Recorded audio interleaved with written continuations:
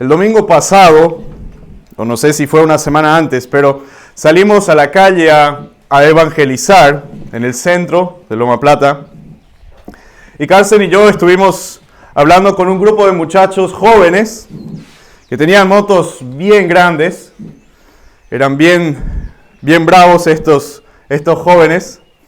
Pero uno de ellos tenía un comportamiento un poco más bravo que el de los demás.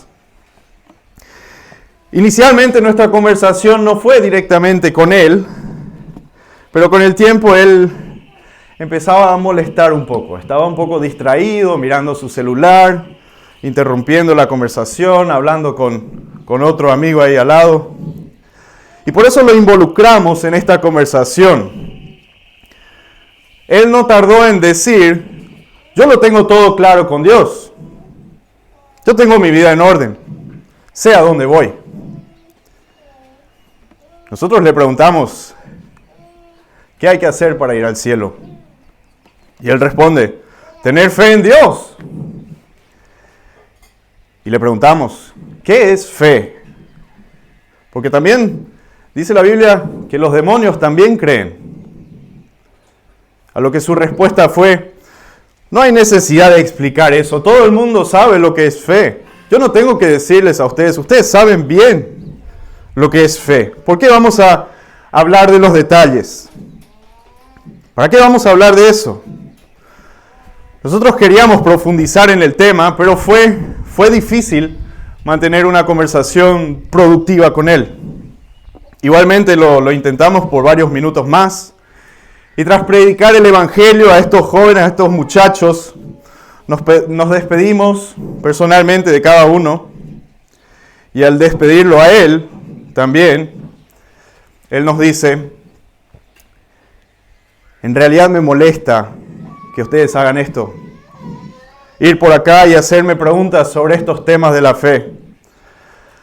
Porque para hablar de cosas espirituales, yo voy a la iglesia los domingos a la mañana. Pero acá los domingos a la noche quiero venir a disfrutar la vida y no hablar de estas cosas.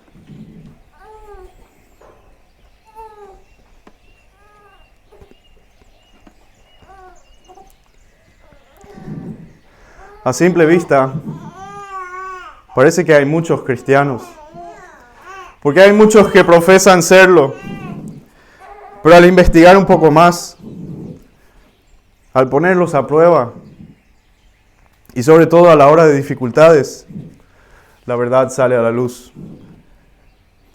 Este muchacho está viviendo en una mentira. Está siendo engañado con un evangelio que no es el evangelio verdadero. Está creyendo un evangelio que es tan superficial que ya dejó de ser el mensaje salvador. Ahora, esta historia no está directamente relacionada al texto de hoy, pero sí está conectada de forma indirecta. Y ya vamos a ver por qué. Porque es una cuestión, o porque está en cuestión aquí, el propósito de la iglesia en cuanto a la proclamación de la verdad. Y eso es lo que Pablo claramente explica en esta carta a Timoteo. Unos versículos antes de nuestro texto, en el capítulo 3, versículos 15 y 16, encontramos cuál es el propósito de esta carta, donde Pablo dice, te escribo para que sepas cómo debe conducirse uno en la casa de Dios, que es la iglesia del Dios vivo, columna y sostén de la verdad. La iglesia es columna y sostén de la verdad. Y esta carta Pablo la escribe para que sepamos cómo debemos conducir en ella, para que realmente lo sea. Y eso es lo que trata el texto de hoy también. El texto de hoy nos explica uno de los aspectos que tenemos que considerar al defender la verdad. Y una de las cosas que tenemos que hacer para eso es combatir las mentiras. Por eso el tema de este sermón, el tema corto es la iglesia en batalla, sería el título. Y el punto central que quiero que recordemos hoy es que para defender la verdad hay que atacar la mentira. Una de las cosas que hay que hacer para defender la verdad es atacar la mentira. Seguramente ustedes se acuerdan de la historia del Edén, donde la serpiente miente para engañar a Eva. Pero Adán estuvo presente allá, en ese momento. Mi pregunta es, ¿Adán defendió la verdad en ese momento? ¿O cómo hubiera tenido que defenderla? ¿Adán predicó la palabra de Dios en el momento indicado o se quedó callado? ¿Qué hizo en vez de atacar la mentira? Adán estuvo pasivo, no predicó la verdad, no quería confrontar la mentira de Satanás. Pero la iglesia no debe ser así. Debe batallar, debe luchar, debe derrotar las mentiras de Satanás con la verdad revelada por Dios en su palabra. Una iglesia fiel ataca las falsas enseñanzas sin importar de dónde vengan. Ya en Hechos 20 leemos cómo Pablo había advertido unos años antes a estos ancianos en Éfeso. En Hechos 20, 29 al 31 dice así, voy a leerlo para ustedes, dice: sé que después de mi partida vendrán lobos feroces entre ustedes que no perdonarán el rebaño. También de entre ustedes mismos se levantarán algunos hablando cosas perversas para arrastrar a los discípulos tras ellos. Por tanto, estén alerta, recordando que por 3 años, de noche y de día, no cesé de amonestar a cada uno con lágrimas. Y esto es lo mismo que Pablo también encomienda ahora a Timoteo en esta sección de la carta. Pero ya vemos este tema desde el inicio de esta carta. Una y otra vez Pablo menciona o manda a Timoteo a exponer y a confrontar y a corregir las falsas enseñanzas que se estaban divulgando por esta iglesia en Éfeso. Así que vamos a hacer un breve repaso de esta carta, comenzando en el capítulo 1. Van a ver ya en los versículos 3 y 4, Pablo empieza a atacar estas doctrinas extrañas que dice: tal como te rogué al salir de Macedonia que te quedaras en Éfeso, para que instruyeras a algunos que no enseñaran doctrinas extrañas, ni prestaran atención a mitos y genealogías interminables, lo que da lugar a discusiones inútiles, en vez de hacer avanzar el plan de Dios que es por fe. Así te encargo ahora. Más adelante, versículos 6 y 7, habla en contra de la vana palabrería, de estas personas que querían ser maestros de la ley, pero que en realidad no entendían estas cosas de la ley y hacían declaraciones categóricas. Y más adelante, si se fijan, versículos 18 al 20, Pablo le dice: esta comisión te confío, hijo Timoteo, conforme a las profecías que antes se hicieron en cuanto a ti, a fin de que por ellas pelees la buena batalla, guardando la fe y una buena conciencia, que algunos han rechazado y naufragaron en lo que toca a la fe. Entre ellos están Himeneo y Alejandro, a quienes he entregado a Satanás, para que aprendan a no blasfemar. Y también más adelante en esta carta, si vamos al capítulo 6, los versículos 3 al 5, Pablo vuelve a hablar de estas doctrinas falsas. Y dice: si alguien enseña una doctrina diferente y no se conforma a las sanas palabras, las de nuestro Señor Jesucristo, y a la doctrina que es conforme a la piedad, está envanecido y nada entiende, sino que tiene un interés corrompido en discusiones y contiendas de palabras, de las cuales nacen envidias, pleitos, blasfemias, malas sospechas y constantes rencillas entre hombres de mente depravada, que están privados de la verdad, que suponen que la piedad es un medio de ganancia. Y también al final de la carta, versículos 20, 21, vuelve a repetir estas advertencias, diciendo: Timoteo, guarda lo que se te ha encomendado y evita las palabrerías vacías y profanas, las objeciones de lo que falsamente se llama ciencia, la cual profesándola algunos se han desviado de la fe. O sea que vemos que claramente esta carta está llena de advertencias contra las falsas enseñanzas con las que Satanás está intentando engañar a la iglesia. En estos días escuché a un amigo decir: ¿por qué estos pastores invierten tanto tiempo en exponer a estos falsos maestros que vienen a dar sus programas acá en nuestra ciudad?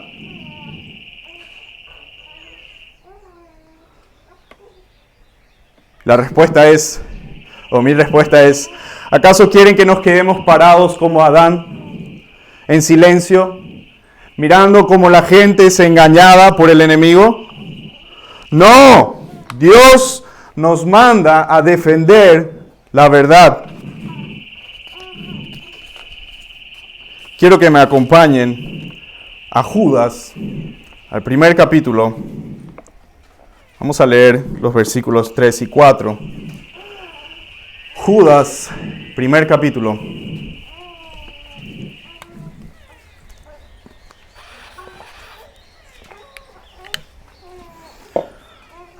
Judas 1, versículos 3 y 4 dice: Amados, por el gran empeño que tenía en escribirles acerca de nuestra común salvación, he sentido la necesidad de escribirles exhortándolos a luchar ardientemente por la fe, que de una vez para siempre fue entregada a los santos. Pues algunos hombres se han infiltrado encubiertamente, los cuales desde mucho antes estaban marcados para esta condenación. Impíos que convierten la gracia de nuestro Dios en libertinaje y niegan a nuestro único soberano y Señor Jesucristo. Lastimosamente, muchas iglesias han bajado la guardia en esta batalla. Han apagado su discernimiento y han abierto las puertas para dar bienvenida a nuevas ideas, a nuevas filosofías, nuevas ideologías. Y parece que están ignorando la existencia del enemigo, están ignorando su plan de derrotarlos. Están ignorando lo que encontramos claramente en nuestro texto de hoy. Si volvemos a 1 Timoteo 4, versículo 1 dice: el Espíritu dice claramente que en estos últimos tiempos algunos se apartarán de la fe. Otras traducciones dicen apostatarán de la fe. Este término viene de apistemi y significa irse de o quitarse de una posición en la que uno estaba y ocupar otra posición. Está hablando de personas que se apartaron de la verdad. Profesaron en un momento creer, pero luego se apartaron de esta verdad. En un momento sí enseñaron la verdad, pero luego pasaron a negarla o a distorsionarla. A estas personas nuestro Señor se refirió en Lucas 8, versículo 13, con estas palabras, diciendo: aquellos son la roca, sobre la roca son los que, cuando oyen, reciben la palabra con gozo, pero no tienen raíz profunda. Creen por algún tiempo y en el momento de la tentación sucumben.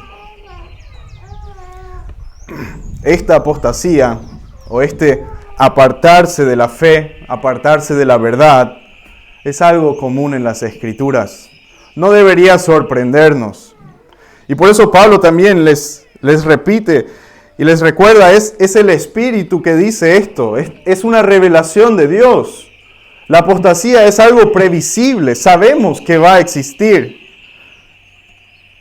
Sabemos que va a ocurrir porque ya fue profetizado.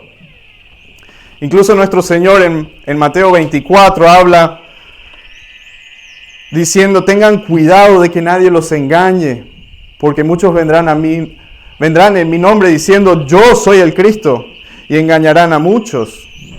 Y más tarde, versículos 10 y 11 dice: muchos se apartarán de la fe entonces y se traicionarán unos a otros, y unos a otros se odiarán. Se levantarán muchos falsos profetas y a muchos engañarán. esta revelación de que en los últimos tiempos habrá apostasía es muy frecuente en la Biblia. Encontramos muchos versículos que hablan de esto. Por ejemplo, en 2 Pedro 3:3, voy a leerles, dice: ante todo, sepan esto, que en los últimos días vendrán burladores con su sarcasmo, siguiendo sus propias pasiones y diciendo: ¿dónde está la promesa de su venida? También en 1 Juan 2:18 dice: hijitos, es la última hora, y así como oyeron que el anticristo viene, también ahora han surgido muchos anticristos. Por eso sabemos que es la última hora. Así que vemos que en varias ocasiones la Biblia advierte sobre esta apostasía, sobre personas que temporalmente profesan tener fe, pero que no tienen fe genuina. Y acerca de estas personas tenemos que recordar lo que leemos en 1 Juan 2:19. Ellos salieron de nosotros, pero en realidad no eran de nosotros. Porque si hubieran sido de nosotros, habrían permanecido con nosotros. Pero salieron a fin de que se manifestara que no todos son de nosotros. Sabemos entonces que ocurrirá esta apostasía porque el Espíritu lo reveló. Pero la pregunta es, ¿cuándo sucederá esto? Porque ahí en el texto dice, en los últimos tiempos. Pero ¿cuándo es eso? ¿A qué se refiere esta expresión? ¿Es ahora ya o tenemos que esperar todavía? Así como ya leímos en 1 Juan 2:18, dice: hijitos, es la última hora. Sabemos que es la última hora. Y en 1 Pedro 1:20 también habla de los últimos tiempos, porque Él estaba preparado desde antes de la fundación del mundo, pero se ha manifestado en estos últimos tiempos por amor a ustedes. Hebreos 1:2 dice: en estos últimos días nos ha hablado por su Hijo. O sea que desde la primera venida de Cristo hasta su segunda venida es lo que la Biblia considera los últimos tiempos, los últimos días. O sea que ese tiempo es ahora. Fue a lo largo de la historia de la iglesia y seguirá siendo una realidad hasta que Cristo regrese en su segunda venida. Esta apostasía está presente en todo esto, lo que la Biblia considera los últimos tiempos. Ahora, sabemos que ocurrirá, el Espíritu Santo lo reveló, sabemos ahora cuándo ocurrirá, o sea, durante todo este tiempo de la iglesia, pero ahora la pregunta es, ¿cuál es el origen de estas mentiras? ¿De dónde vienen? ¿Qué dice el texto? Prestando atención a espíritus engañadores y a doctrinas de demonios. El origen de estas falsas doctrinas y de estos engaños, de estas mentiras, es sobrenatural. El origen es demoníaco. No viene de hombres, sino que detrás de estos falsos maestros hay espíritus que están trabajando e instigando estas mentiras. Y es también lo que Pablo escribe a los Efesios cuando dice: revístanse con toda la armadura de Dios para que puedan estar firmes contra las insidias del diablo. Porque nuestra lucha no es contra sangre y carne, sino contra principados, contra potestades, contra los poderes de este mundo de tinieblas, contra las fuerzas espirituales de maldad en las regiones celestes. Efesios 6, 11 y 12.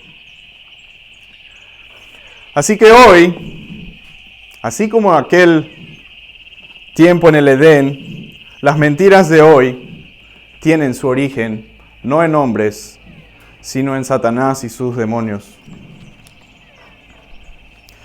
Ahora algunos se van a preguntar, ¿pero qué hay de los falsos maestros? ¿Cuál es el rol que ellos juegan en todo esto?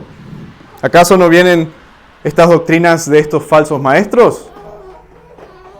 Pero dice el texto que los falsos maestros son el medio que usa Satanás para difundir sus mentiras.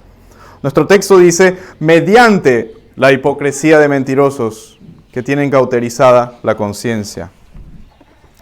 O sea que las falsas enseñanzas que tienen su origen en el diablo y sus demonios son presentados mediante agentes humanos. La fuente es sobrenatural, pero los medios son naturales. Son hombres que afirman ser creyentes y en la superficie tal vez parecen serlo si uno no los analiza en detalle. Recuerden a Judas, el traidor. No fue reconocido como tal hasta el momento clave de la traición, pero hasta ese momento fue igual a los demás apóstoles. Nadie sabía que él iba a ser el hijo de perdición de quien Jesús estaba hablando.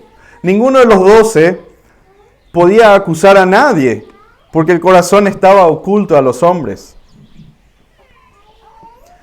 Pero a veces es solo cuestión de tiempo hasta que los falsos creyentes y los falsos maestros sean revelados.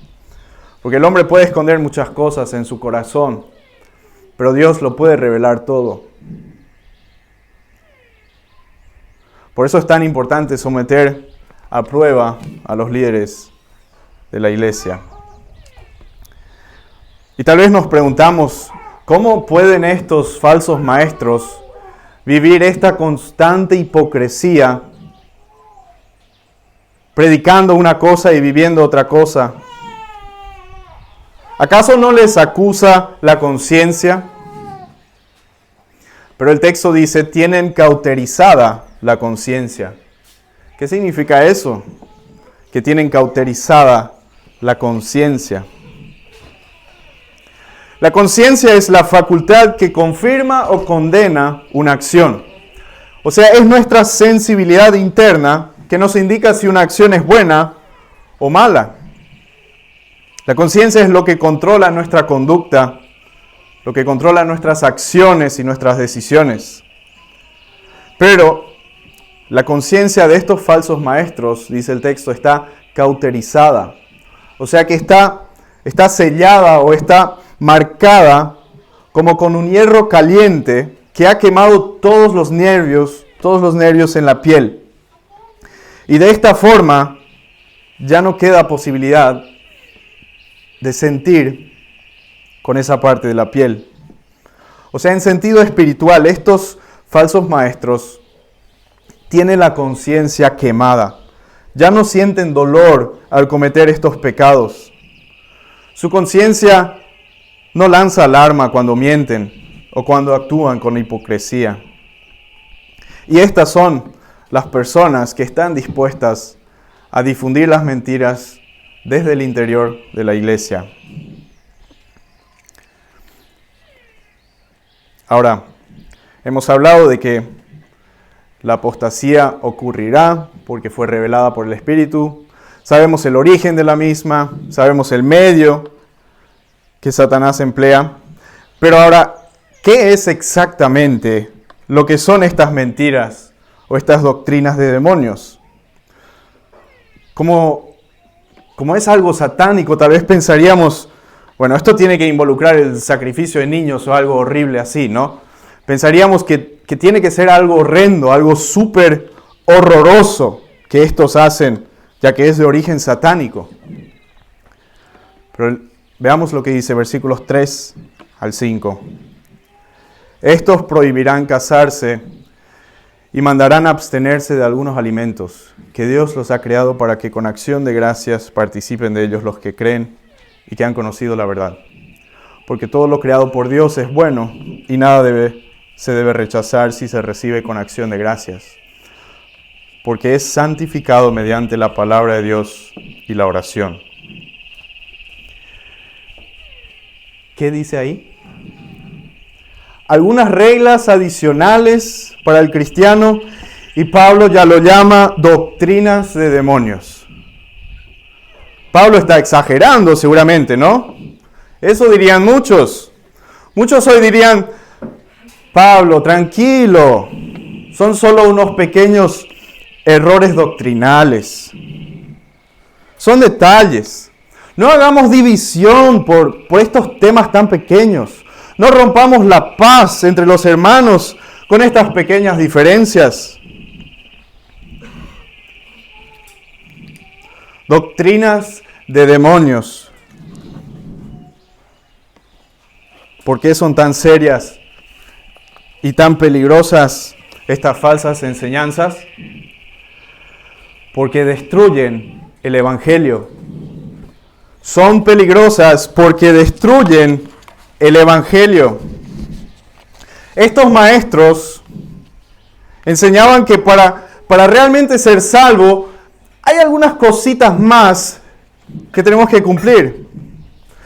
En aquel tiempo prohibían casarse y comer algunas cosas. Decían, hace esto y ya asegurás tu salvación. Estos falsos maestros instruían a la iglesia a agregar obras a la salvación que es por gracia. Enseñaban que el hombre debe sumar algo más a la obra de Dios. Enseñaban que lo que ha hecho Dios, lo que ha hecho Cristo en la cruz, no es suficiente. Ahora, ellos no estaban predicando que la fe verdadera traerá frutos, sino que estaban enseñando que tú mismo debes traer frutos para generar tu salvación. Enseñaban que la salvación era un resultado de las obras, y no que las obras eran un resultado, un fruto de la salvación. Mentiras como esta y muchas otras más deben ser expuestas por la iglesia. El joven muchacho con el que hablamos en el centro decía disfrutar lo que escuchaba en su iglesia, pero no disfrutaba hablar de la fe con un grupo de hermanos que iban evangelizando por las calles. ¿Cómo es posible esto? ¿Qué está siendo predicado en su iglesia? Hermanos, es mi deseo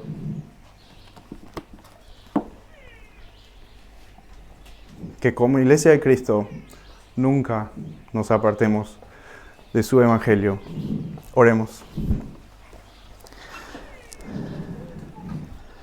Señor, te damos gracias por tu palabra.